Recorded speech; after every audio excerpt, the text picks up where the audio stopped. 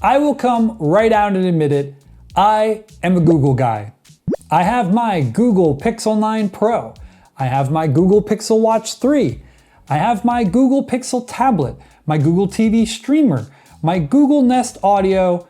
The list goes on and on. I like that all of the major products in my life are from the same brand so that they all integrate together seamlessly. However, don't think that I'm a Google simp. I understand that there are a lot of things lacking about the Google ecosystem, especially when it comes to Pixel phones. In fact, when you compare the Pixel phones to Samsung Galaxy phones, you find that there are a lot of deficiencies within the Pixel ecosystem. So I want to talk about some of the things that make me, a Pixel user, supremely jealous of people out there who are using Samsung Galaxy phones. And the first thing I want to start with is a simple one, which is wallpapers on the always-on display. This is a really cool feature that Samsung launched with One UI 6.1 and the Galaxy S24 series. It's a really simple feature. Instead of having a black screen with white text on it like you'll find on a Pixel phone, your wallpaper actually shows up in the background. This just makes your always-on display look a lot cooler and, depending on what you have as your wallpaper, a lot more personal to you, if you have a photo of your family, for example. The downside to this is that this probably uses a little bit more battery power than a completely black screen would.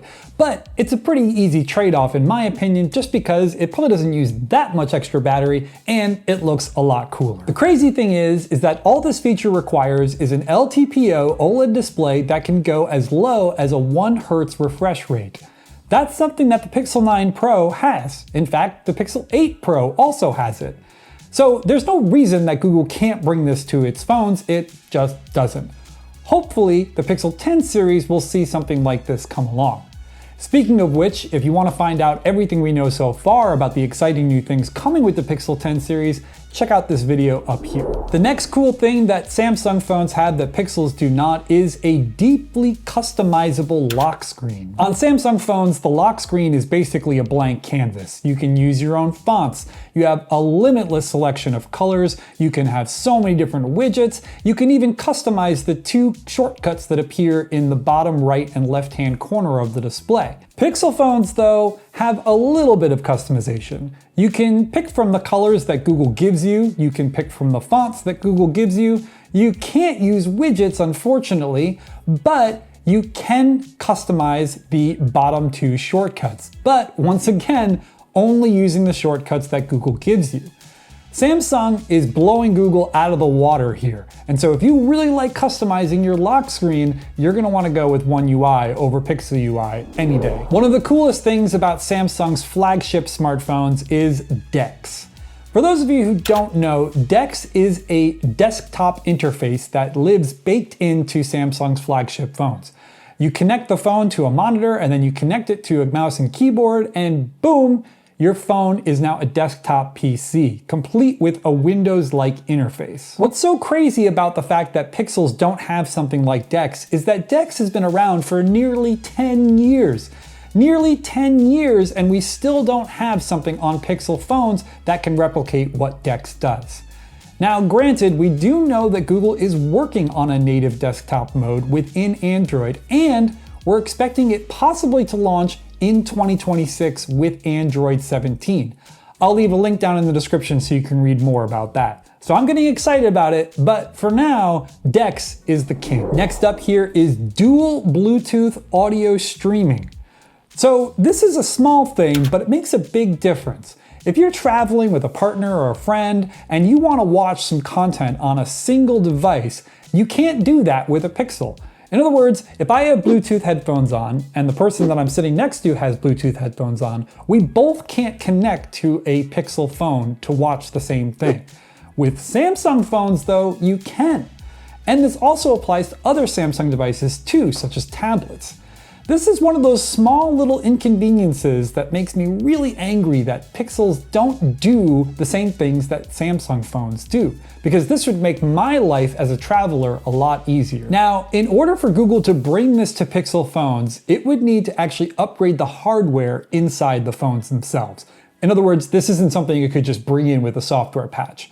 So this would require some work on Google's part. But you'd think that Google would prioritize that because this is one of those features that Samsung phones would not want to give up. But Google should want Samsung phone users to jump ship to Pixel, so wouldn't it want to offer this because this is something that would entice them to do so? I don't know why Google hasn't seen that, but there you go. Speaking of which, if you're somebody who has done this, if you did have a Samsung phone and jumped to Pixel, jump down in the comments and tell me what you missed the most. While you're down there, why not like and subscribe? Up next are Samsung routines.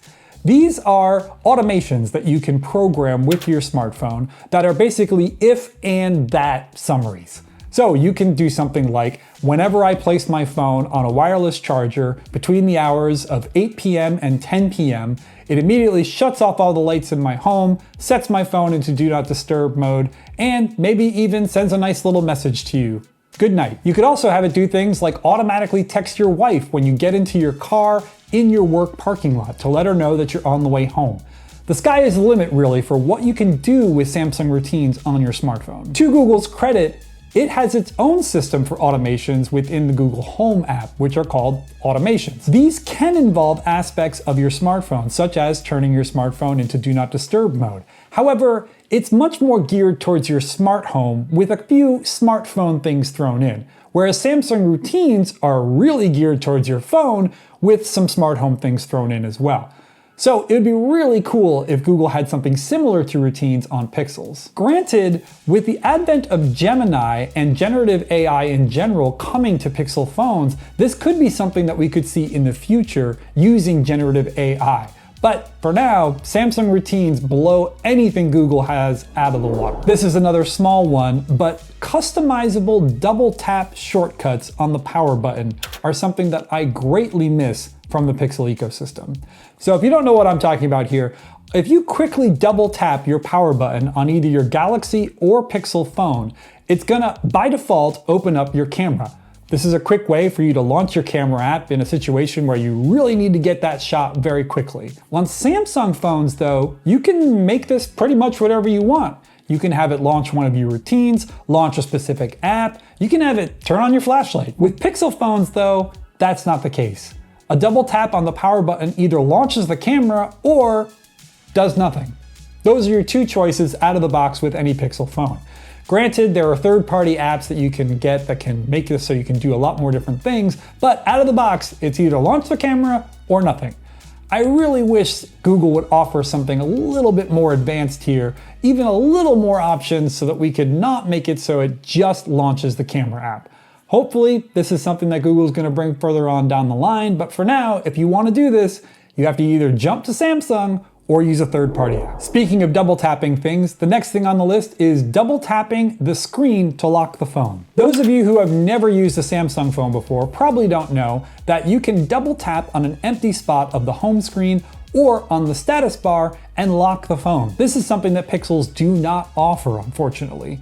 If you want to lock your Pixel phone, you have to tap the power button. Now, I do have some good news here, which is that we have found evidence to suggest that Google is working on bringing this feature to Pixels, which would be great. Because once again, this is one of those features that Samsung fans would not want to give up if they were to jump ship to Pixels. So, sit tight because we might be getting this feature in the future.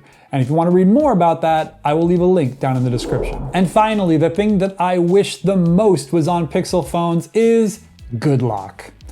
For those of you who have never owned a Samsung phone, Good Lock is an optional app that you can download that gives you like a storefront of sorts, where you can download modules and apps and widgets and other things that are made by the community that make your smartphone better.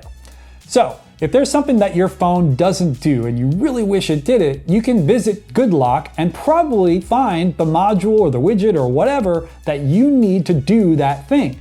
And getting these things usually doesn't require root or any other sort of messing with your phone. You just download this app and then boom, the feature that you want is there.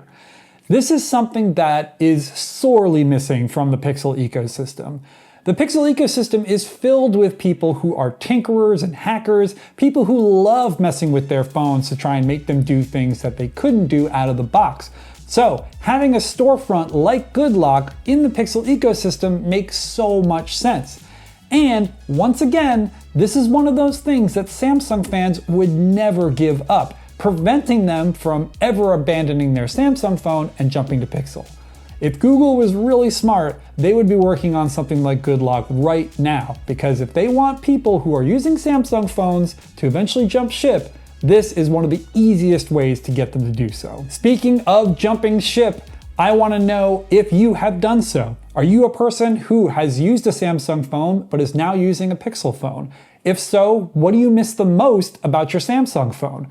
Jump down in the comments and let me know what you think. And in the meantime, I will see you in the next video.